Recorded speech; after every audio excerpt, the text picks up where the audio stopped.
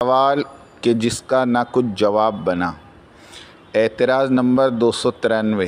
بھائی ناصری قاسمی زید مجدہ نے اعتراض کیا کہ افریقہ کے اجتماع میں مولانا سعد صاحب نے مدینے کے منافقین کو رضی اللہ عنہم کیوں کہا؟ جواب: کتابوں میں پڑھتے آ رہے ہیں، 55 سالوں سے بیانوں، خطبوں، درس و تدریس کے حلقوں میں یہی سنتے آ رہے ہیں کہ غزوہ احد میں منافق عبداللہ ابن ابی نے اپنے 300 منافق ساتھیوں سمیت نبی کریم صلی اللہ علیہ وسلم کے لشکر کو چھوڑ کر بھاگ گیا تھا، اور نبی کریم صلی اللہ علیہ وسلم کے ساتھ 1000 میں سے صرف 700 مسلمان باقی رہ گئے تھے۔ 300 آدمی تھوڑے تو نہیں تھے، وہ تو لڑنے والے کل آدمیوں کی 1/3 تعداد تھی۔ مگر حیرت کی بات ہے کہ تاریخ اسلام میں سوائے عبداللہ ابن ابی اور 1-2 اور منافقوں کے اور کسی منافق کے بارے میں کچھ بھی معلوم نہیں۔ آخر کیوں ان منافقین کے ناموں کو آشکارا نہیں کیا گیا؟ سورہ توبہ قرآن مجید کی نازل ہونے والی آخری سورت ہے، اور غزوہ تبوک اصل میں منافقین اور مومنین کو الگ الگ کرنے کی آخری کسوٹی تھی، اور سورہ توبہ میں ہی آخری تفصیلی فیصلے کیے جا رہے تھے۔ مثلاً مشرکین کے لیے حدود حرم میں داخلہ بند اور ممنوع ہے۔ مشرکین کے لیے ایمان لانے یا پھر قتل ہونے کے سوا اور کوئی تیسرا راستہ نہیں ہے۔ اہل کتاب اگر ایمان نہیں لاتے تو جزیہ ادا کر کے وہ اسلامی ریاست میں زندہ رہ سکتے ہیں۔ منافقین کے نفاق کو آشکارا بھی کرنا تھا تاکہ امت مسلمہ منافقین کی سازشوں سے کسی بڑے حادثے دوچار نہ ہو جائے۔ مومنین کی دعوت اور منافقین کی دعوت میں کیا فرق ہے، اور ان کی دعوت کا انجام کار کیا ہوگا؟ تبلیغ دین پر سستی اور لاپرواہی کرنے پر سخت وعیدوں کی خبر وغیرہ وغیرہ۔ سورہ توبہ میں سب سے زیادہ منافقوں کو ہی زیر بحث لایا گیا ہے، اور ان کی شرارتوں اور چال بازیوں کو باقاعدہ کھول کھول کر بیان کیا گیا ہے، اور ان کی ذہنیت اور نظریات کو عیاں کیا گیا، اور ان کی نشاندہی کرتے ہوئے یہاں تک کہا گیا وَمِمَّنْ حَوْلَكُمْ مِنَ الْأَعْرَابِ مُنَافِقُونَ وَمِنْ أَهْلِ الْمَدِينَةِ مَرَدُّوا عَلَى النِّفَاقِ لَا تَعْلَمُهُمْ نَحْنُ نَعْلَمُهُمْ سَنُعَذِّبُهُمْ مَرَّتَيْنِ ثُمَّ يُرَدُّونَ إِلَىٰ عَذَابٍ عَظِيمٍ۔ اور تمہارے پاس آس پاس دیہاتوں میں سے کچھ منافق ہیں، اور کچھ مدینے والے، وہ بھی منافقت پر اڑ گئے ہیں۔ تم انہیں نہیں جانتے، ہم انہیں جانتے ہیں۔ عنقریب ہم انہیں 2 مرتبہ عذاب دیں گے، پھر انہیں بڑے عذاب کی طرف پھیرا جائے گا۔ مردوا علی النفاق لا تعلمہم نحن نعلمہم۔ اے نبی صلی اللہ علیہ وسلم، یہ لوگ نفاق میں اتنے پختہ اور ماہر ہیں کہ آپ جیسے صاحب بصیرت بھی ان کے نفاق سے واقف نہیں ہو سکتے، ہم ہی ان کو جانتے ہیں۔ مگر حیرت اور تعجب کی بات تو یہ ہے کہ مخلص مومنوں کے جہاد پر چلے جانے کے باوجود، ان منافقین کے کھلے عام مدینے کی گلیوں میں پھرنے کے قصوں کے باوجود، ان میں سے کسی کا نام لکھنے کی زحمت کسی مورخ اور مفسر نے گوارا نہیں کی۔ باوجود یہ کہ نبی کریم صلی اللہ علیہ وسلم کو اپنے اوپر حملہ آور ہونے والے منافقین کے نام بتا دیے گئے تھے، اور آپ صلی اللہ علیہ وسلم نے وہ نام حذیفہ ابن یمان کو بتا کر منع بھی کر دیا تھا کہ ان ناموں کی خبر کسی کو نہ ہو۔ چنانچہ وہ سارے منافقین رضی اللہ عنہم کہلا کر ہمارے اسلامی تاریخ کا حصہ بن گئے، کیونکہ ہمارے اکابرین یعنی علماء اہل سنت نے یہ فیصلہ فرما دیا تھا الصحابۃ کلہم عدول، سارے صحابہ عدل و انصاف کا محور ہیں۔ اس عدول والا فتویٰ ایجاد کر کے خود صحابہ میں سے منافقین کی چھان بین پر پابندی لگا دی گئی۔ نیز عبداللہ ابن ابی جو حملہ اور وار نبی کریم صلی اللہ علیہ وسلم کے گھرانے پر جو کر رہا تھا، انہیں منافقین کی کثرت کے بلبوتے پر کر رہا تھا۔ ان کی تعداد اتنی تھی کہ ان میں سے کسی ایک کے خلاف بھی ایکشن لیا جاتا تو مدینے میں خون کی ندیاں بہہ جاتی، اور مکی مہاجرین اور مدینہ کے رہنے والے مدنی منافقین آپس میں ہی لڑ کر مر جاتے۔ نیز اللہ تعالیٰ نے نام لے کر منافقین کے خلاف جہاد کا حکم دیا، ایک نہیں بلکہ دو جگہوں پر یہ حکم دہرایا۔ قرآن مجید کا یہ اسلوب ہے کہ جو کام اہم ہو اسے کم از کم 2 بار بیان کرتا ہے۔ منافقین کے بارے میں 2 بار حکم آیا، ایک بار سورہ توبہ میں یا ایھا النبی جاہد الکفار والمنافقین واغلظ علیہم ومأواہم جہنم وبئس المصیر، اور دوسری مرتبہ سورہ تحریم میں یا ایھا النبی جاہد الکفار والمنافقین واللہ علیم۔ جاہد الکفار والمنافقین کہ کافروں اور منافقوں سے جہاد کرو، یعنی کافروں پر نبر و آزمائی کے ذریعے اور منافقوں پر حجت اور دلائل سے جہاد کرو، اس معاملے میں نرم رویہ اختیار نہ کرو۔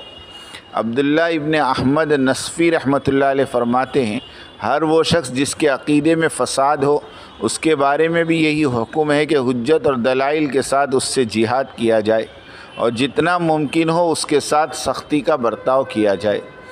دین کے لیے کی جانے والی ہر کوشش جہاد ہے۔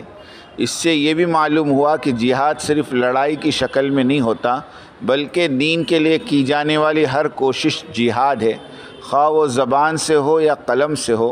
یہ بھی واضح ہوا کہ جو علماء دین اور عام مسلمین حق اور عقیدے توحید اور احادیث صحیحہ کے تحفظ اور بقا کے لیے تقریر اور تحریر کے ذریعے کوشش کرتے ہیں وہ سب مجاہدین ہیں اور بلا شبہ ان آیات مبارکہ پر عمل کرنے والے ہیں۔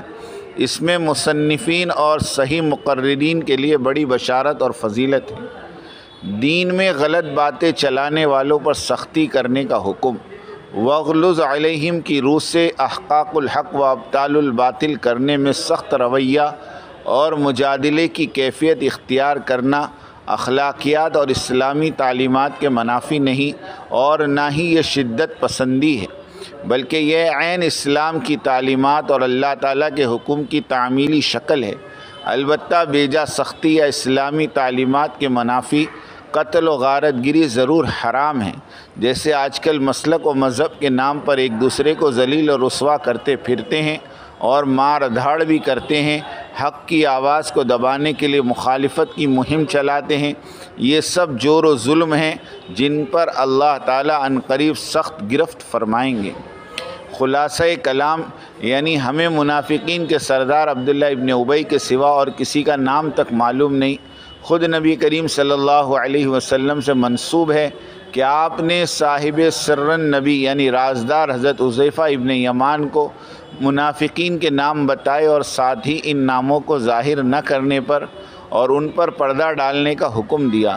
اب لا محالہ منافق لوگ اسلامی تاریخ کا حصہ بنے ہوئے ہیں اور سارے اوس اور خزرج انصار ہیں اور سبھی رضی اللہ عنہم ہیں، جبکہ حدیث میں آتا ہے کہ آپ ایک ایک کا نام لے کر فرما رہے تھے کہ اے فلاں ابن فلاں اٹھ اور مسجد سے نکل کیونکہ تو منافق ہے۔ پھر بھی تعجب ہے کہ نمازیوں نے ان میں سے کوئی نام بتانے کی زحمت نہیں کی۔ اس حدیث کو روایت کرنے والے بھی ان پر پردہ ڈال دیا۔ اور مزے کی بات یہ ہے کہ مسلمانوں کے سب حالات اور واقعات اور پل پل کی خبر تفصیل سے لکھی ہوئی ملے گی۔ مسلمانوں میں سے کس سے کیا خطا ہوئی، اسے کب کوڑے مارے گئے، کس کو کب رجم کیا گیا، یہ سب علماء اہل سنت والجماعت کی کتابوں میں محفوظ ہے، مگر نہیں لکھا گیا تو فقط کسی منافق کا نام اور اس کے احوال کے بارے میں۔ کیا نبی کریم صلی اللہ علیہ وسلم اس بات کا ادراک نہیں رکھتے تھے کہ منافقین کی یہ کالی بھیڑیں رضی اللہ عنہم کے زمرے میں داخل ہو کر معتبر ہو گئی تو آئندہ اسلام کی چشم مصفہ کو کس طرح آلودہ کریں گی؟ حضور اکرم صلی اللہ علیہ وسلم کو اس کا ادراک تھا اور خوب ادراک تھا، مگر نبی کریم صلی اللہ علیہ وسلم کو پورا اعتماد تھا کہ امت مسلمہ کبھی بھی ان منافقین کو معتبر نہیں سمجھے گی اور نہ ہی ان کی چالوں کو کبھی کامیاب ہونے دے گی۔ الحمدللہ کہ ایسے ہی ہوا۔ اہل سنت والجماعت کے علماء متقدمین اور متاخرین نے دین متین کو اور مسلمانوں کے مفادات کو اور امت مسلمہ کی اجتماعیت کو ایسے ہی سنبھالے رکھا جس طرح قرون ثلاثہ کے صحابہ اور تابعین اور تبع تابعین نے سنبھالے رکھا تھا، اور مسلمان ابتدائی اسلام سے لے کر آج تک مندرجہ ذیل آیت مبارکہ پر کامل ایمان اور یقین رکھتے ہوئے عمل پیرا رہے اور تا قیامت رہیں گے۔ والسابقون الاولون من المہاجرین والانصار والذین اتبعوهم بإحسان رضی اللہ عنہم ورضوا عنہ وأعد لهم جنات تجری تحتها الانہار خالدین فیہا ابدا ذلک الفوز العظیم۔ اور بے شک مہاجرین اور انصار میں سے سابقین اولین اور دوسرے وہ جو بھلائی کے ساتھ ان کی پیروی کرنے والے ہیں، ان سب سے اللہ راضی ہوا اور یہ اللہ سے راضی ہیں، اور اس نے ان کے لیے باغات تیار کر رکھے ہیں جن کے نیچے نہریں بہتی ہیں، ہمیشہ ہمیشہ ان میں رہیں گے، یہی بڑی کامیابی ہے۔ لطیفہ: من المہاجرین سے مراد مکہ سے آنے والے مسلمان، اور والانصار سے مراد مدینے کے لوگ، اور مدینے کے دو بڑے قبیلے اوس اور خزرج اس بشارت میں شامل ہے، اور مدینے کے منافق اوس اور خزرج کا حصہ ہیں، اور امت مسلمہ اس آیت میں شامل سارے مہاجرین اور انصار کو صحابہ اور عدول مانتے ہوئے ان پر رضی اللہ عنہم ورضوا عنہ پڑھتے آئی ہیں۔ حضرت جی رابع نے اگر ان پر رضی اللہ عنہم کہا تو اس سے کون سی قیامت واقع ہو گئی؟ حضرت جی نے حق اور سچ فرمایا، اور اہل سنت والجماعت کا موقف بھی یہی ہے۔ معترضین کو چاہیے کہ اسلام کی تاریخ کا اور تفسیر قرآن کریم کا گہری نظر سے مطالعہ کرے، خصوصاً اس وقت معترض ناصر القاسمی صاحب معافی مانگے اور اپنی کم علمی کا سوشل میڈیا پر اعلان کرے۔ رہی بحث حضرت جی کے بیانوں کی، تو جان لے کہ یہ بیانات دعوتی کام اور اس کی اہمیت اور اس کی حفاظت سے متعلق ہوتے ہیں، اور ساتھ ہی دعوتی کام کرنے والوں کی تربیت اور ترقی کی بابت ہدایات اور مصالح بیان کیے ہوئے ہوتے ہیں، اور فقہی اصطلاح میں ان سب باتوں کا تعلق باب التربیت سے ہوتا ہے، باب الفتویٰ سے ہرگز نہیں۔ اس لیے مخلص علماء کرام نے کبھی بھی امارت اور امیر پر اور مرکز نظام الدین کی دعوتی ترتیب پر نہ تو اعتراض کیا اور نہ قلم اٹھایا، البتہ رہتی دنیا تک کے مسلمانوں کو یہ پیغام دیا کہ امارت اور اس کا نظام حق ہے، مشروع ہے، اللہ کی تائید ان کے ساتھ ہے، اور عالمی شورائی نظام سراسر غیر اسلامی اور غیر شرعی خواب و خیال کی دنیا سے لیا گیا کمیونسٹ نظام ہے۔ ملاحظہ ہو ان علماء کرام کے خطوط اور تبصرے۔ حضرت مولانا سلیم اللہ خان صاحب، حضرت مفتی محمد نعیم صاحب، حضرت مفتی محمد شبیر صاحب، اور حضرت مولانا سید محمد رابع حسنی ندوی رحمہم اللہ علیہم اجمعین، اور عرب اور عجم کے لاکھوں علماء کرام اس بات کے قائل بھی ہیں، اور ہزاروں کی تعداد میں پہلے، دوسرے اور تیسرے سال کے لیے جماعتوں میں چل رہے ہیں، جن میں کثرت قاسمی، ندوی، مظاہری اور ان سے منسلک ہند و پاک اور بنگلہ دیش کے مدارس سے تعلق رکھنے والے علماء کرام ہیں۔ اور عالمی شورا کا دم بھرنے والے اب خود فیصلہ کر لیں کہ مذکورہ بالا 4 اکابر علماء اور ان کے متعلق علماء کرام پر اعتماد رکھتے ہیں، تو عوام کو، علماء کو امارت والی تبلیغ کی طرف متوجہ کریں۔ اللہ تمہیں تعاونوا علی البر والتقوی پر گامزن ہونے کا اجر عظیم عطا کرے گا۔ ان سارے حقائق کو جاننے کے باوجود اگر امارت والی تبلیغ کا اور ان کے اجتماعات کا راستہ روکا یا ان کا مقابلہ کیا، تو یاد رکھیں تمہارا یہ مقابلہ انسانوں سے نہیں بلکہ اللہ رب العزت اور اس کے دین کے ساتھ ہے، اور تمہیں یہ معلوم ہے کہ تم سب مل کر اللہ تعالیٰ کو کبھی عاجز نہیں کر سکتے۔ اللہ تعالیٰ ہدایت عطا فرمائے، حسد، بغض اور کینہ کپٹ سے باہر نکالے، حق کا ساتھ دینے کی توفیق عطا فرمائیں، اور ساری انسانیت کے لیے عمومی ہدایت کے فیصلے فرمائیں۔ آمین۔